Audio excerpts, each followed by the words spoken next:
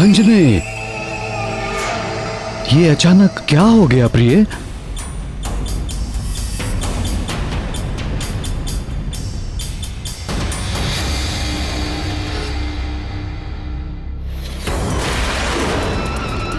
स्थिति सामान्य नहीं है राजन। महारानी को तत्काल उपचार की आवश्यकता है। हमें तुरंत ही नगर की ओर लौटना चाहिए।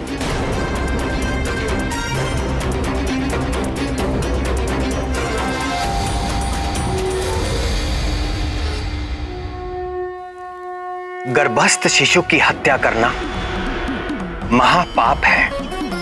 यह दीर्घ काल तक नरक की यातना का भागी बनाता है। दुष्ट बाली हनुमान लला की हत्या को अपनी ओर से सुनिश्चित कर चुका था। महाराज, महारानी जी को विष दिया गया है।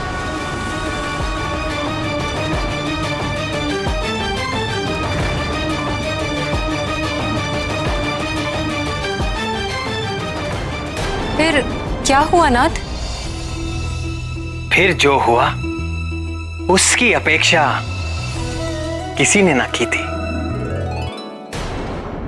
जाओ, कोई शीघ्र ही राजवैद्य को बुला कर लाओ।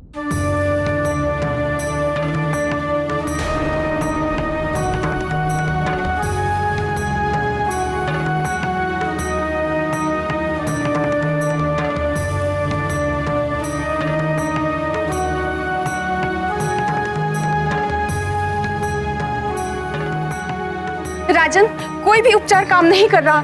न जाने क्या होने वाला है। क्या होने वाला है? कुछ नहीं होने वाला है। कुछ नहीं हो सकता मेरी अंजना और मेरे पुत्र को।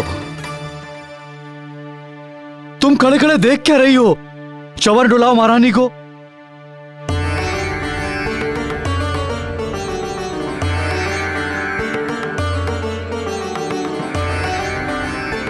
जरा देखिए शरीर पर कहीं दंश का कोई चिन्ह तो नहीं? जी महाराज।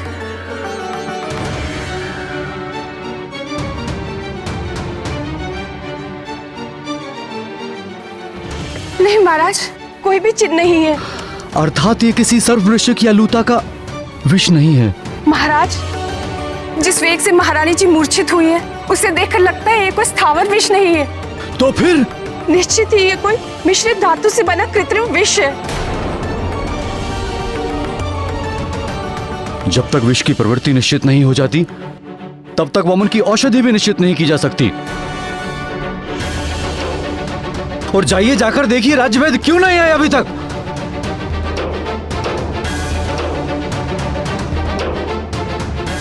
अब क्या करे राजन?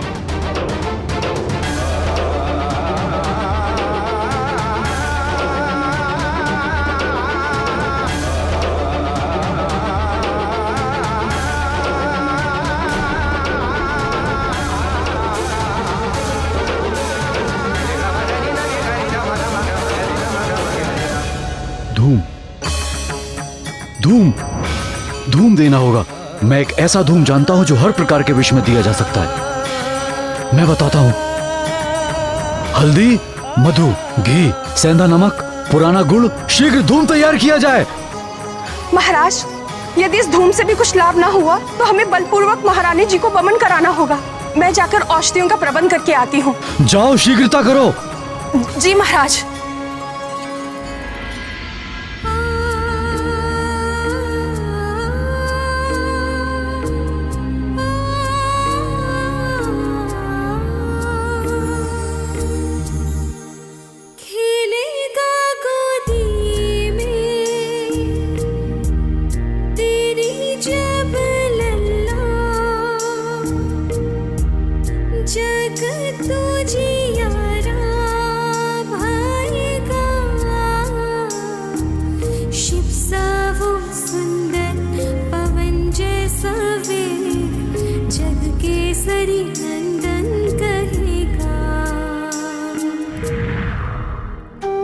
तुम अपनी परीक्षा में सफल हुई पुत्री अंजना। तुम्हारा होने वाला पुत्र समस्त संसार में अपने बल और पराक्रम के कारण विख्यात होगा, परम भक्त होगा।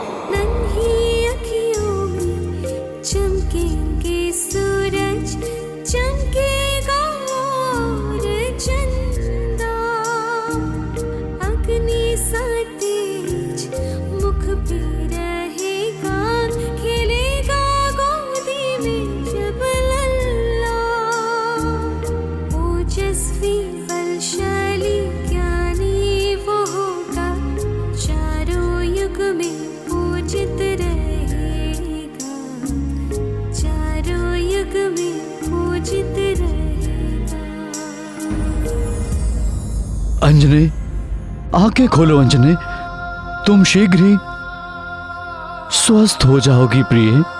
और हमारा पुत्र? उसे भी कुछ नहीं होने दूंगा मैं।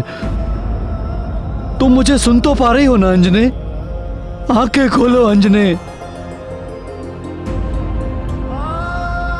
अच्छा ये बताओ,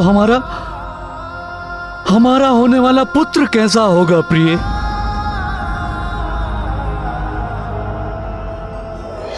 तब पुत्रो जितेंद्रियो भविष्यति। मेरा पुत्र सब इंद्रियों को जीतने वाला होगा, राक्षसी आचरण मिटाने वाला होगा मेरा पुत्र, वेदों का विद्वान होगा मेरा लाल। अंजने, अंजने,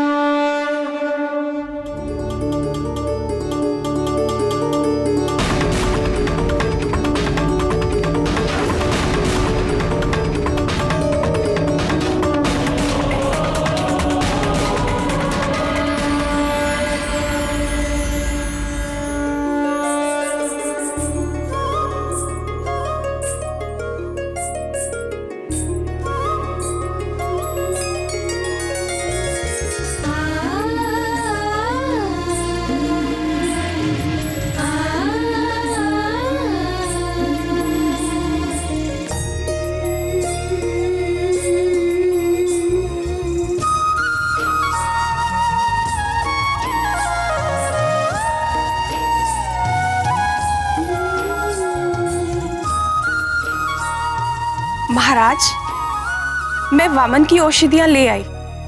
शीघ्र लाओ। किंतु महाराज, इन औषधियों से महारानी का उपचार हो पाएगा या नहीं, ये निश्चित नहीं है। आप स्वयं जाकर राजवैद्य को बुला लाएंगे तो अच्छा होगा।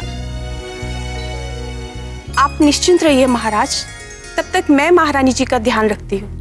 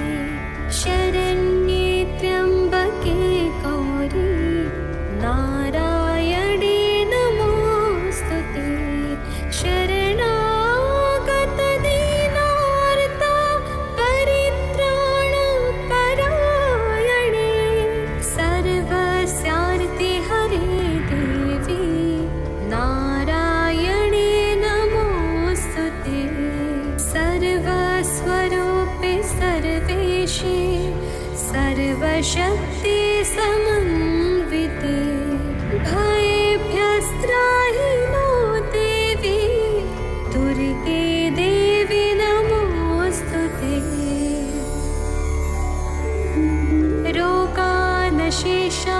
रोगानशेषानपहंसि तुष्टा दृष्टा तु कामान् सकलानभीष्टान् त्वामाश्रितानां न विपन्नराणां त्वामाश्रिता याश्रयतान् प्रयान्ति।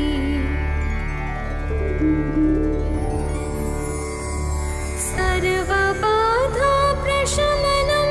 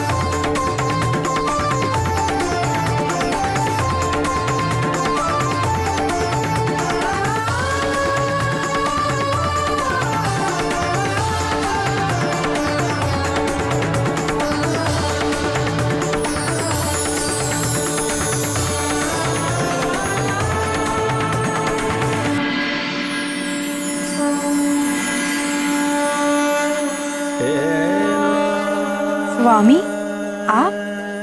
शक्ति और शक्तिमान अलग कैसे रह सकते हैं? आप यहां आई इसलिए मुझे आना ही पड़ा। जगत प्रसिद्ध है कि सारे जीव आपकी सेवा करते हैं और आप अपने समस्त ऐश्वर्य से केवल मेरी सेवा करती हैं। किंतु आज तो आपने एक परिचारिका की भांति सेवा करते हुए सारी रात बिता दी। ये क्या रहस्य है देवी? आपके लिए क्या रहस्य है जगदीश्वर? अंजना और उसके अजन्मे पुत्र की रक्षा करना तो मेरा परम धर्म है।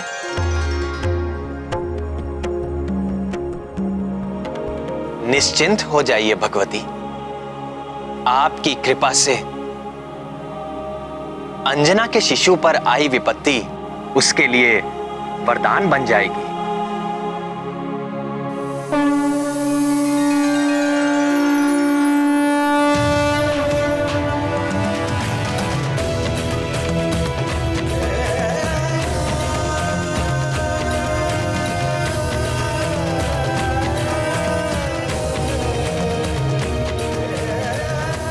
और आगे भी आने वाली बाधाएं आपके आशीर्वाद से आपके प्रिय आंजने के लिए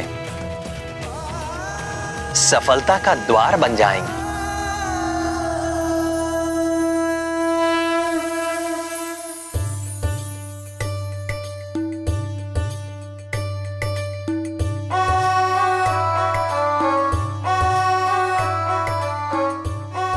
दीदी, आपने ऐसा क्यों कहा? अंजना और उसके पुत्र की रक्षा करना आपका परम धर्म है।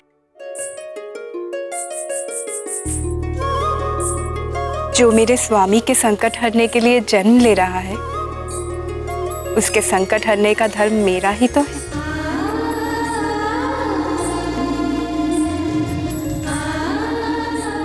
उस रात सुमेरु पर्वत पर अंजना की परिचर्या करते हुए मैं अपने स्वामी की ही सेवा कर रही थी।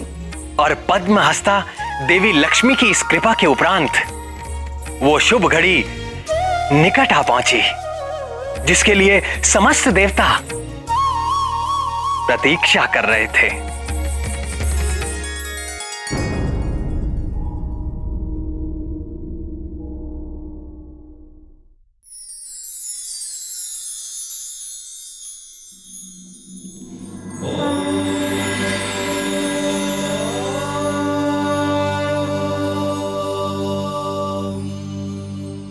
उठो अंजना।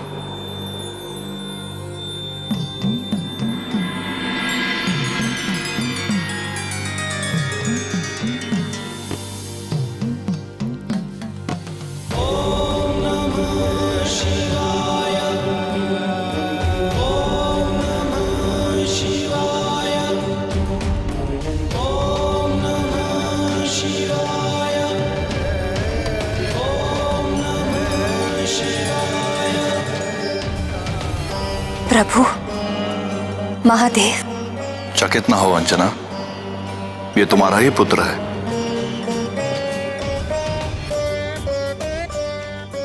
यह वही पुत्र है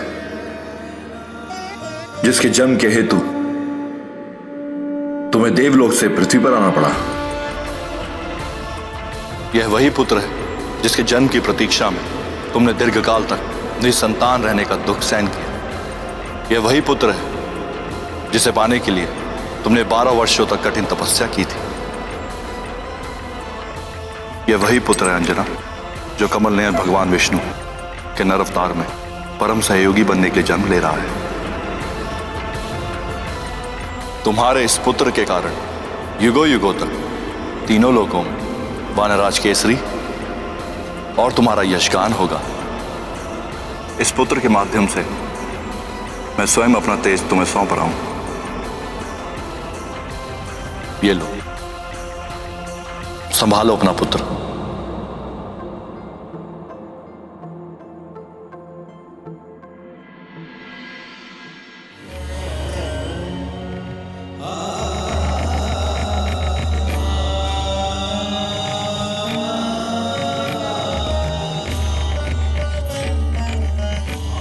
यशस्वी भव।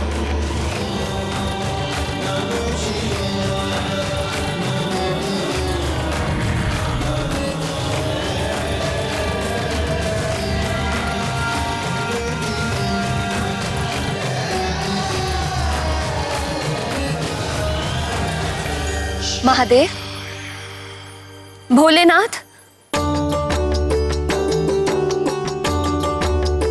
क्या हुआ अंजने? तुम ठीक तो हो? महादेव आए थे, मेरी गोद में दिया उसे स्वयं अपने हाथों से। किसे? हमारे पुत्र को। इसका अर्थ जो स्वप्न हमने साथ मिलकर देखा था वो सत्य होने वाला है प्रिय। हमारे पुत्र के जन्म की शुभ घड़ी आ गई है।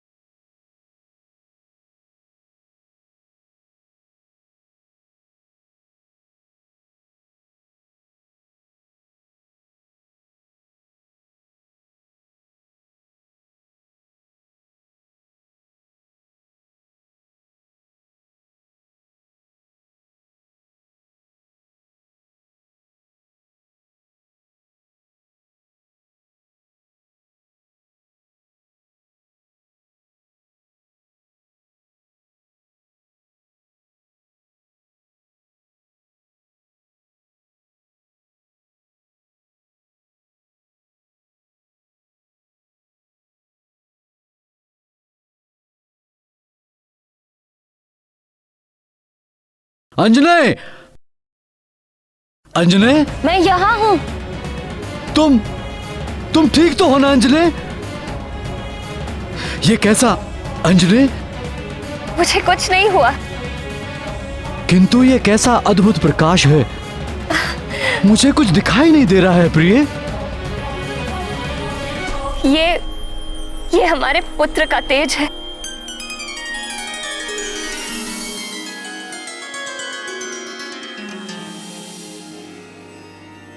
हे भोलेनाथ, हे महादेव, हे भक्त वत्सल त्रिनेत्रधारी, हमारा पुत्र आपके ही तेज से जन्मा है और इसका प्रमाण हमें मिल चुका है।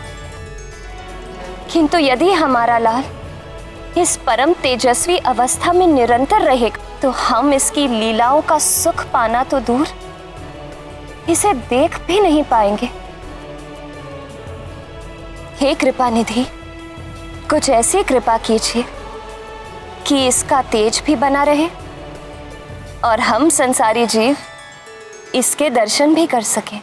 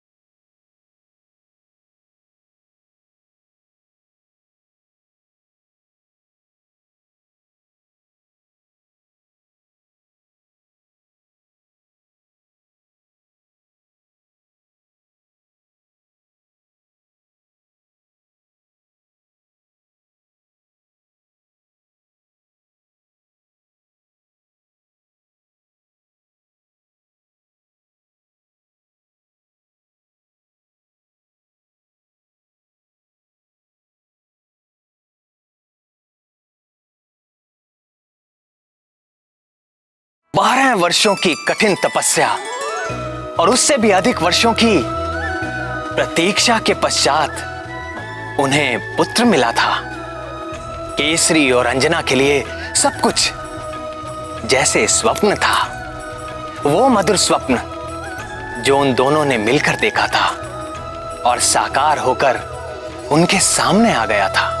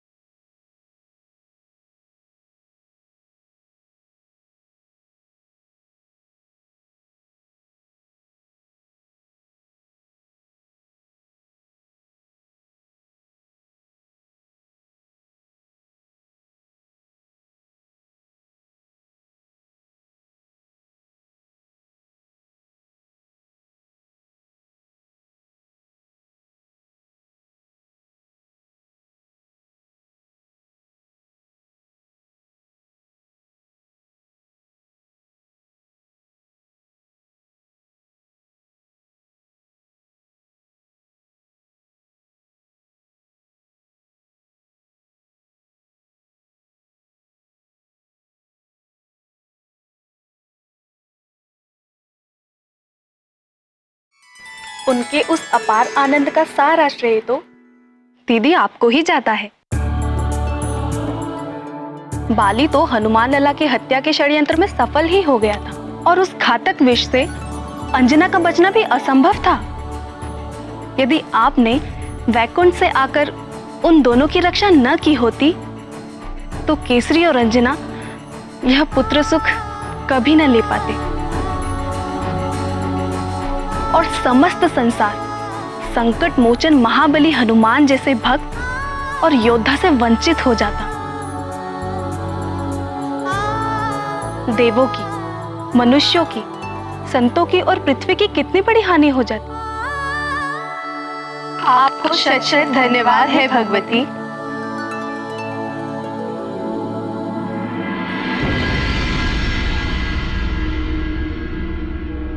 मेरा पुत्र, मेरा अपना पुत्र, हमारा पुत्र, हम दोनों का पुत्र। तुम इतने प्यारे क्यों हो? कितना सुंदर है ये, कितना प्यारा। मैंने इतना सुंदर शिशु आज तक नहीं देखा। सभी माता पिता को ऐसा ही लगता है। नहीं नहीं, सच अंजने, देखो इसमें कुछ विशिष्ट बात है। कितना अद्भुत है ये, कितना सुंदर, कितना प्यारा। क्या तुमने कभी देखा है इतना सुंदर शिशु? नहीं देखा। तुम बहुत ही असाधारण हो, किंतु मैं ऐसे किसे किसे कहकर क्यों पुकार रहा हूं? हमें अपने पुत्र को कोई नाम देना चाहिए। किंतु परंपरा के अनुसार नाम तो नामकरण के समय ही रखा जाएगा। हाँ, किंतु नामकरण के पूर्व एक गुप्त नाम रखने की भी जो परंपरा है। तो क्या नाम रखें इसका? मैं बताऊं उनका क्या नाम रखा गया होगा? महातेजा, क्योंकि जन्म लेते ही उनके शरीर से निकला वो दिव्य तेज तीनों लोकों में फैल गया था। नहीं नहीं, उनका नाम रहा होगा महोदर, क्योंकि हनुमान के गर्भ में आते ही अंजना की भूख और भी अधिक बढ़ गई थी। मेरे विचार से तो ये दोनों ही नाम नहीं हो सकते थे। क्यों नहीं हो सकते? क्योंकि सब कुछ संभव हुआ महादेव के आशीर्वाद के कारण। फिर तो निश्चित ही हनुमान लाला का नाम शिवदत्त रखा गया होगा, या फिर रुद्रांश। वायुदेव के नाम पर भी तो उनका नाम हो सकता है, जैसे कि पवन पुत्र। नहीं नहीं, प्रथम नाम होगा, वो भी गुप्त नाम।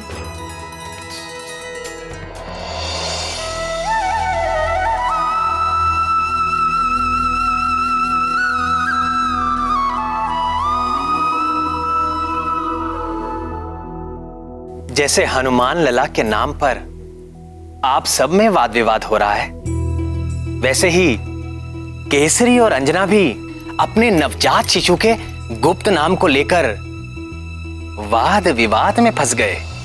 अपने लंबे वैवाहिक जीवन में प्रथम बार।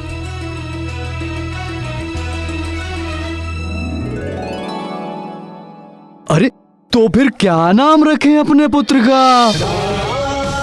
इसके नाम से आपके बल, गुण और पराक्रम का पता चलना चाहिए। देखने में तो तुम्हारी तरह कोमल, सुंदर और सुखदाई है। इसका नाम तुम्हारे नाम पे आधारित होना चाहिए, शशिमुखे। कैसी बात कर रहे हैं आप? पुत्र होकर नाम में कोमलता? बात तो तुम ठीक कह रही हो। तो फिर इस केसरी नंदन का नाम तो आपके नाम से जुड़ा होना चाहिए। केसरी नंदन, ये नाम सुनने में कितना अच्छा लगता है। नहीं नहीं, तुमने इस पुत्र की प्राप्ति के लिए 12 वर्ष कठिन तपस्या की है। तुम्हारे इस विकट तप से भगवान भोले शंकर प्रसन्न हुए और हमें यह पुत्र रत्न प्राप्त हुआ। इसका नाम तुम्हारे नाम पे ही आधारित होना चाहिए। जो पुत्र हमें अंजना की तपस्या के फल स्वरूप मिला है उसका नाम अंजने होना चाहिए। आंजने? नहीं नहीं नहीं, हाँ अंजने। आंजने में वो बात कहाँ। केसरी नंदन में आनंद आता है। अरे ये आनंद भी तो तुम्हारी तपस्या का परिणाम है। इसे हम अंजने ही पुकारेंगे। अंजने नहीं, केसरी नंदन। केसरी नंदन नहीं, अंजने पुकारेंगे हम इसे। आंजने नहीं, केसरी नंदन। केसरी नंदन नहीं, अंजने पुकारेंगे हम इसे। केसरी नंदन नहीं, अंजने होना चाहिए। आंजने नहीं, केसरी नंदन। अंजने। केसरी नंदन। केसरी नंदन। आंजने। केसरी नंदन। केसरी नंदन। इसे बार बार केसरी नंदन क्यों कह रहा हूँ? केसरी नंदन। श्रीमन नारायण नारायण हरे हरे। हे नाथ, नारद जी वहां भी पहुंच गए। और ये तो दुष्ट बाली को अजन्मे हनुमान लाला के प्राण लेने के लिए जाया था। केसरी और अंजना के पास जाने के पीछे देवर्षि का क्या उद्देश्य था प्राणवल्लभ? क्या कोई और षड्यंत्र होने वाला था? प्रणाम देवर्षि। आसन ग्रहण कीजिए मुनिवर। अरे आप कष्ट मत करिए माते, हम आपको कष्ट देने नहीं, हम तो आपके और आपके इस दिव्य पुत्र के दर्शन करने के लिए आए हैं। हमारे पास आओगे?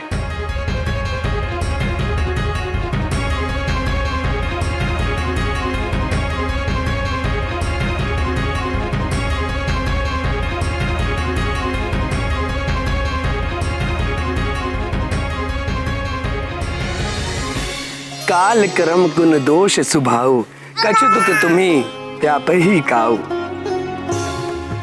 आपके इस जितेंद्रिय पुत्र पर कभी भी शीत, ताप या वृद्धावस्था का प्रभाव नहीं होगा। आपके पुत्र के किसी कर्म पर कर्म फल का दोष नहीं लगेगा। प्रकृति के निरंतर बदलने वाले जो 3 गुण हैं, सत्व, रजस और तमस, उनके कारण समस्त जीव सुख, दुख और मोह के सागर में डूबते उतराते रहते हैं। किंतु तुम्हारा यह पुत्र सदैव आनंद में मग्न रहेगा और कभी भी दुख से पीड़ित नहीं होगा, मोह से बुद्धिहीन नहीं होगा। और यह पराक्रमी बालक सदैव स्वस्थ रहेगा।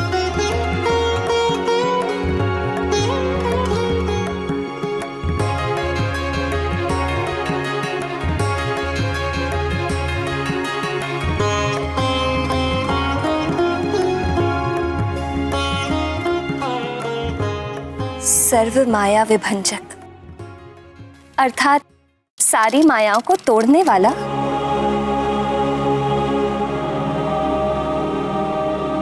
कैसा मनोहर नाम है, सर्व माया विभंजक। मेरे एक नाम को सुनकर आप दोनों घबराइए मत। आपके पुत्र के तो अनेक नाम होने वाले हैं। हाँ, प्रथम गुप्त नाम रखने का जो अधिकार था उसका उपयोग तो आपने कर ही लिया। किंतु महामुनि, हम तो अभी तक एक नाम पर ही एकमत नहीं हो पाए। मैं जानता हूं वानर राज, किंतु आपके ये दोनों नाम बालक के कानों में इतनी बार गए कि वे दोनों ही उसने स्वीकार कर लिए। क्यों केसरी नंदन? अंजने,